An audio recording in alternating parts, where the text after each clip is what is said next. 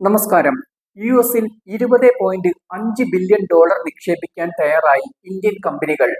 ഇതിൽ 19.1 billion dollar pharmaceutical മേഖലയിലായിരിക്കും. യുഎസിലെ മേരിലാൻഡിൽ നടന്ന നിക്ഷേപ ഉച്ചകോടിയിലാണ് ഈ പ്രഖ്യാപനം വന്നത്.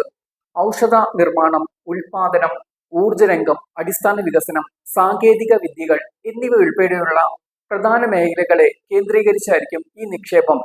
ഇരു രാജ്യങ്ങളിലുമായി ആയിരക്കണക്കിന് തൊഴിലവസരങ്ങൾ സൃഷ്ടിക്കാൻ കഴിയുമെന്നതാണ് ഇതിന്റെ പ്രധാന നേട്ടം. 2030 ഇന്ത്യ US ഉഭയകക്ഷി വ്യാപാരം 500 ബില്യൺ ഡോളറായി ഇരട്ടിയാക്കുക എന്നതാണ് ലക്ഷ്യം. ഈ ലക്ഷ്യം മുന്നോട്ട് കൊണ്ടുപോകുന്നതിൽ അഭിമാനമുണ്ട്.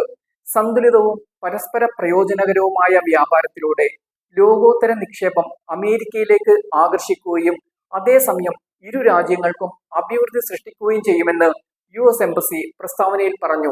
നിക്ഷേപത്തിന്റെ ഒരു പ്രധാന പങ്ക് വഹിക്കുക ഇന്ത്യയുടെ ഔഷധ മേഖലയാണ്. ഇതിനു പുറമെ 12 ഇന്ത്യൻ കമ്പനികൾ 1.1 ബില്യൺ ഡോളറിലധികം പുതിയ വിപുലീകരണ പദ്ധതികളും പ്രഖ്യാപിച്ചിട്ടുണ്ട്. ഇത് നിർമ്മാണം, സാങ്കേതിക വിദ്യ, എഞ്ചിനീയറിംഗ് എന്നിവയിലെ ജോലികളെ പിന്തുണയ്ക്കുകയാണ് ചെയ്യുന്നത്. ന്യൂജേഴ്സി ആസ്ഥാനമായുള്ള ഓർഗനോൺ ആൻഡ് കമ്പനിയെ സൺ ഫാർമസ്യൂട്ടിക്കൽ 11.75 ബില്യൺ ഡോളറിന് ഏറ്റെടുക്കാൻ തീരുമാനിച്ചിട്ടുണ്ട്. അഹമ്മദാബാദിലെ 5 US കമ്പനികളായി 90 ബില്യൺ ഡോളറിലധികം നിക്ഷേപിക്കുമെന്ന് അഭ്യുദയ് ഗ്രൂപ്പ് അറിയിച്ചിട്ടുമുണ്ട്.